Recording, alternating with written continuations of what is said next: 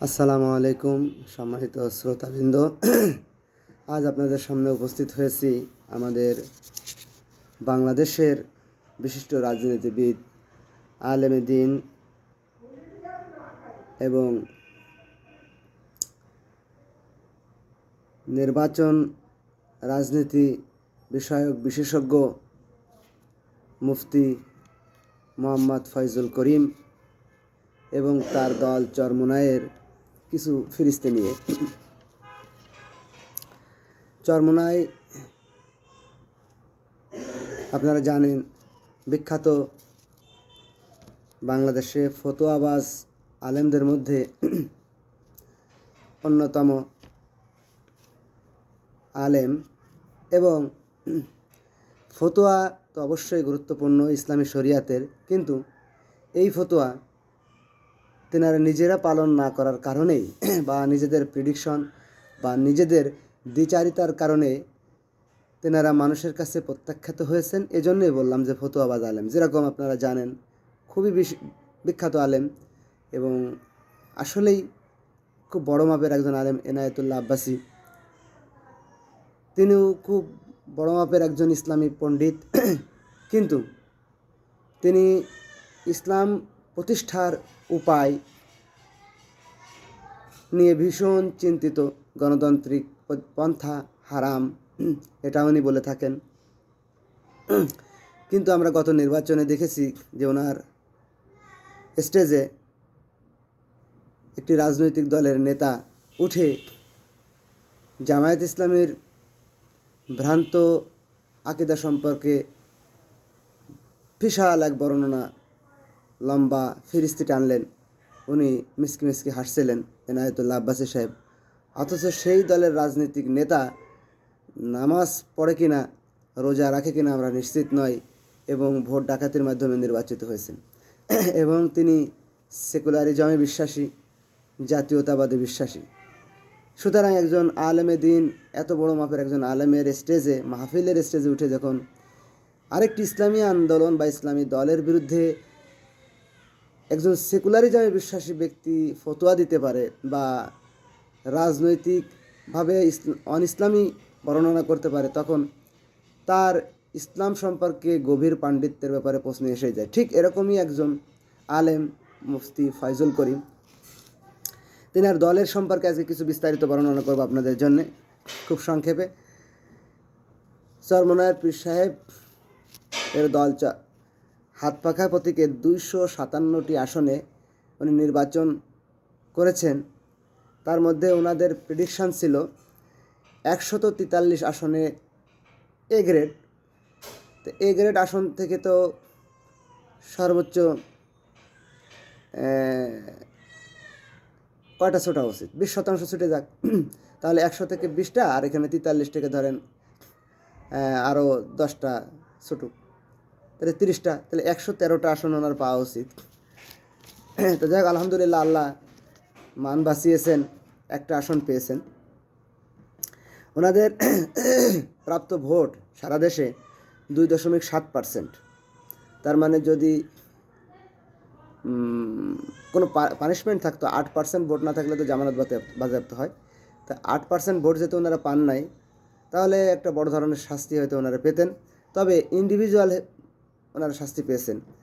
96% প্রার্থী ওনাদের জামানত বাজেয়াপ্ত হয়েছে। মাত্র 8 থেকে 10টা প্রার্থী মোটামুটি জামানত নিয়ে বাড়িতে ফিরতে পেরেছেন। তার মধ্যে একজন এমপি নির্বাচিত হয়েছেন, এবং যে ফয়জুল করিম, উনি একটাতে মোটামুটি প্রতিদ্বন্দ্বিতা করেছেন। বরিশাল 5 ও 6 আসনে মুফতি ফয়জুল করিম নির্বাচন করেছেন। উনি 5-এ বিএনপির আবুল হোসেনের কাছে পরাজিত হয়েছেন। বিএনপির আবুল হোসেন পেয়েছেন 81,087 ভোট, আর দাড়িপাল্লার মাহমুদুল নবী পেয়েছে 54,533 ভোট, হাত পাকা পেয়েছে 28,823 ভোট। দুটা যোগ করলে প্রায় ওনারা 2000-এর বেশি ভোটে জিততে পারতেন। তার মানে বরিশাল 5 আসনে যদি চরমোনাই এবং জামাত ঐক্যবদ্ধ থাকতো, এখানে বর্তমান ফলাফল অনুযায়ী জিতে যেত। কিন্তু আমরা জানি 30% ভাসমান ভোটার আছে। যদি উভয় ইসলামী দল এক থাকতো, তাহলে ভোট হয়তো আরও 20-30 হাজার বেড়ে যেতে পারত, বিপুল ভোটে বিজয়ী হওয়ার সম্ভাবনা দেখা দিত। তবে বরিশাল 6-এ জামাত তাদের প্রার্থী উজ্জ্বল করলেও মুফতি ফয়জুল করিম সেখানে শোচনীয়ভাবে পরাজিত হয়েছেন।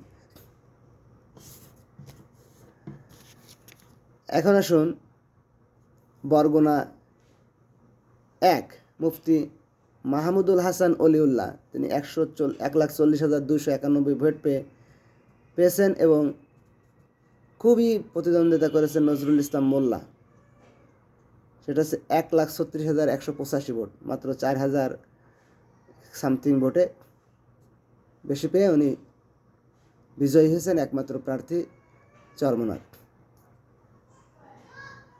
এখানে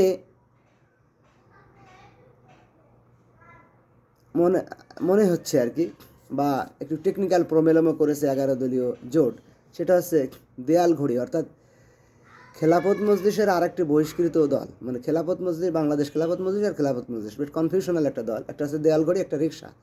তো রিক্সা প্রতীকের যে দেয়াল ঘড়ি, এটা মৌলানা মামুনুল হকের বাংলাদেশ খেলাফত মজলিস, এনাদের আলেম ওলামা ভালো এবং এনারা প্রতিদ্বন্দ্বিতাও করেছেন, 2টা আসন পেয়েছেন। আর দেয়াল ঘড়ি অ্যাডভোকেট জাহাঙ্গীর হোসেনকে দিছিলেন, উনি যেহেতু আলেম নয়, সুতরাং বাংলাদেশ জামায়াত ইসলামীর প্রার্থীরা ওনারে হয়তো ভোট দেয়নি, কারণ উনি জামানত বাজেয়াপ্ত হয়েছে, উনি 5,000 সামথিং ভোট পেয়েছেন।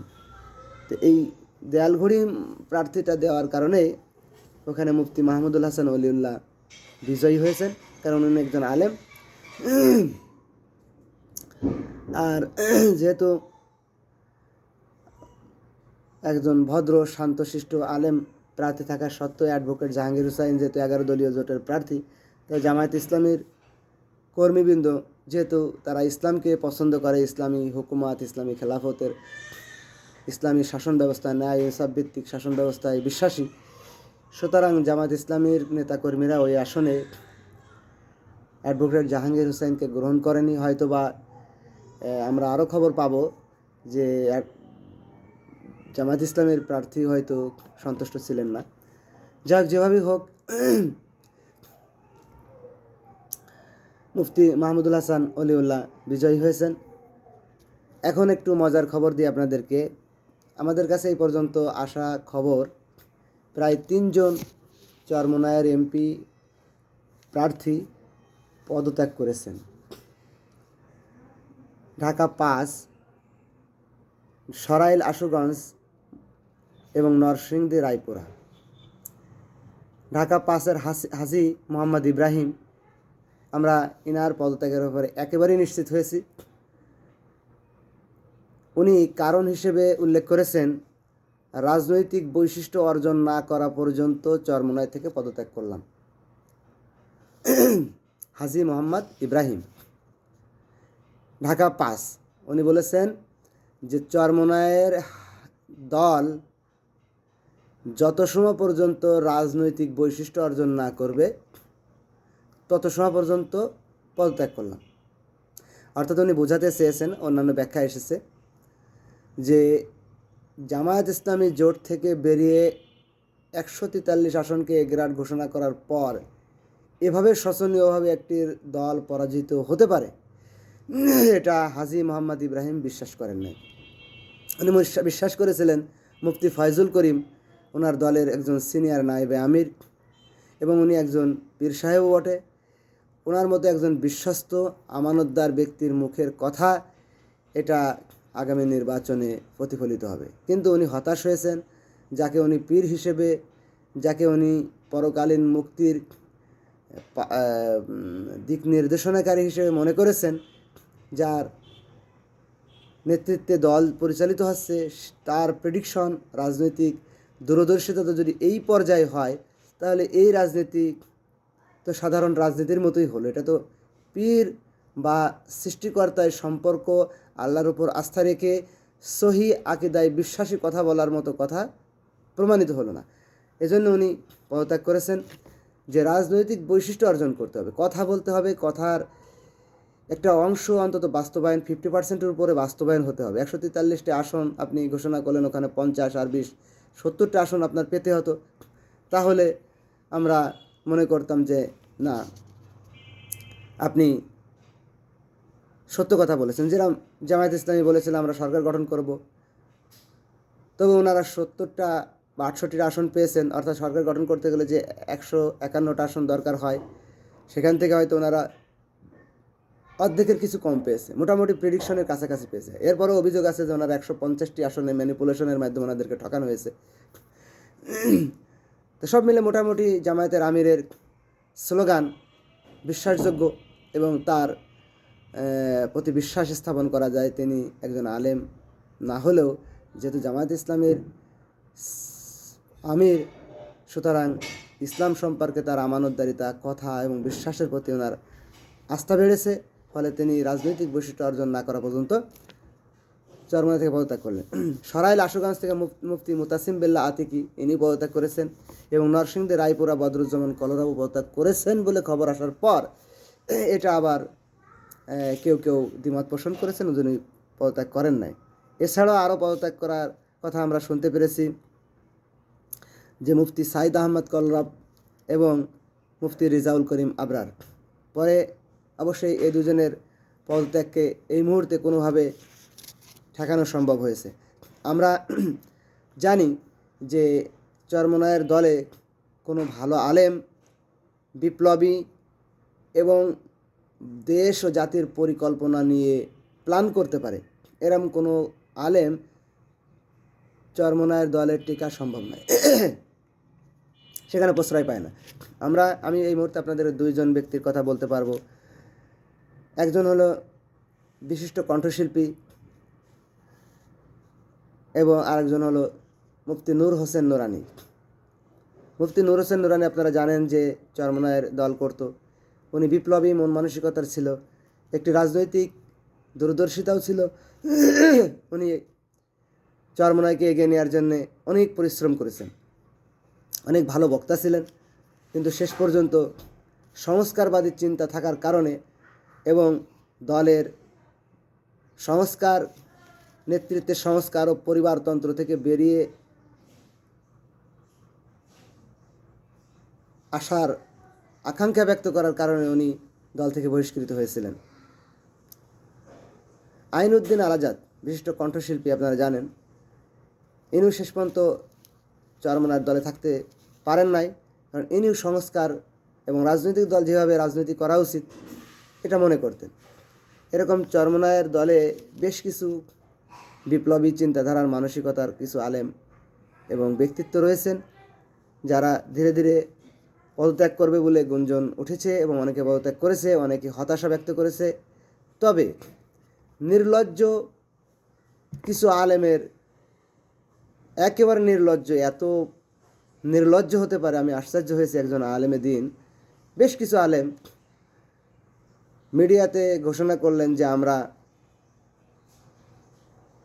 বিএনপির কাছে আমাদের একমাত্র এমপি যিনি বিজয়ী হয়েছে তাকে মন্ত্রী করার দাবি জানাচ্ছি, কারণ বিএনপির বিজয়ের পিছনে চরমনায়ের অনেক অবদান। এখন এই আলেমরা কি নির্লজ্জভাবে কথাটি উপস্থাপন করলেন, নাকি এটা চরমনায়ের খোদ ভিতরের খবর? এটা জাতির কাছে প্রশ্ন থাকলো যে বেশ কিছু আলেম দেখলাম সাক্ষাৎকার দিল যে বিএনপির বিজয়ের পিছনে চরমনায়ের বিশাল অবদান, সুতরাং বিএনপির উচিত চরমনায়ের এই এমপিকে মন্ত্রী করা। এই যুক্তি বেশ কয়েকজন আলেম দিল।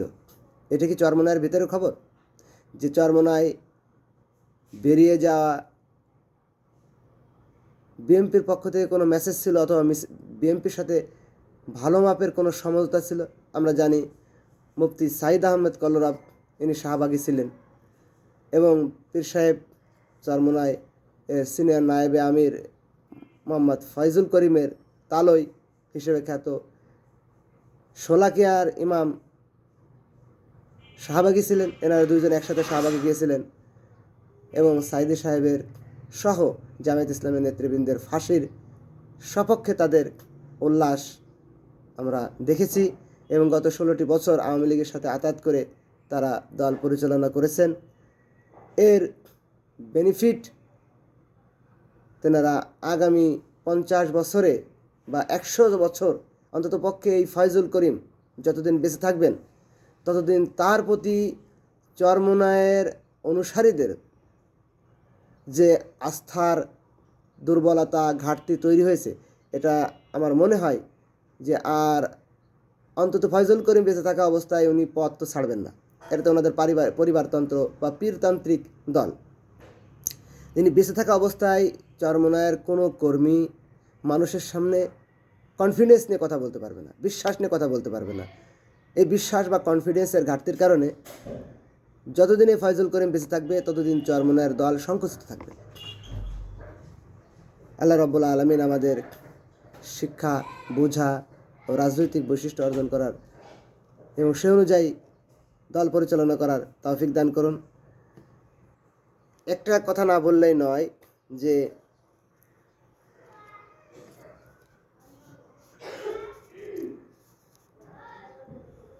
সৈয়দ বদরুজ্জামান কলরব যে আসনে নির্বাচন করেছে, সে আসনে 11 দলীয় জোটের প্রার্থী ছিল রিকশার তাজুল ইসলাম। তেনারা সম্মিলিত হবে আশরাফ উদ্দিন বকুল, এনার কাছে পরাজিত হয়েছেন। এবং কেমনভাবে পরাজিত হয়েছেন? 1,35,512 ভোট পেয়েছেন আশরাফ উদ্দিন বকুল। তার মানে 2 জন আলেম যোগ করলেও এনার অর্ধেক ভোট হচ্ছে না। এবং তার মধ্যে বদরুজ্জামান কলরব তো অবশ্যই ভালো, মার্জিত, ভদ্র একজন সেলিব্রিটি। তার সত্ত্বেও দুই মেরুর ইসলামী প্রার্থী ভোট যোগ করলেও একজন সেকুলারের অর্ধেক ভোটও পায়নি। এখানেও আমাদের কিছু শিক্ষার আছে। সরাইল ইনি আছে নরসিংদীর রায়পুরা, নরসিংদীর 5 আসনের নির্বাচন করেছে। এখান থেকে আমাদের আলেমদের একটু চিন্তা করা উচিত যে আমরা শুধু ফতোয়ার মাধ্যমে ইসলামকে বিজয়ী করতে পারবো না। আল্লাহ রাব্বুল আলামিনের রাসূল একটি ঘোষণা দিয়েছেন, সাইয়্যিদুল কওমি খাদিমুহুম। কওমের নেতা হওয়ার জন্যে আপনাদের তাদের খাদেম, তাদের সেবক হতে হবে, তাদের বিপদ আপদ, বালা মুসিবত সব কিছুর পাশে থাকতে হবে। আপনারা যদি দূর থেকে কিছু ফতোয়া বা কিছু মিষ্টি মিষ্টি কথা বলে মনে করেন মানুষ আপনার জোয়ারে ভেসে যাচ্ছে, আপনাকে ভোট দিবে, এটা দিবে না। আপনার ওয়াজ শুনতে আসবে, আপনার ফোন নিতে আসবে, কিন্তু আপনাকে ভোট দিবে না। এরকম পরিস্থিতিতে আল্লাহ রাব্বুল আলামিনের কাছে দোয়া চেয়ে ইসলামী দলগুলোকে রাজনৈতিক গুণাবলী অর্জনের প্রতি আহ্বান জানিয়ে এখানে শেষ করছে। আখিরু দাওয়ানা আলহামদুলিল্লাহি রাব্বিল আলামিন।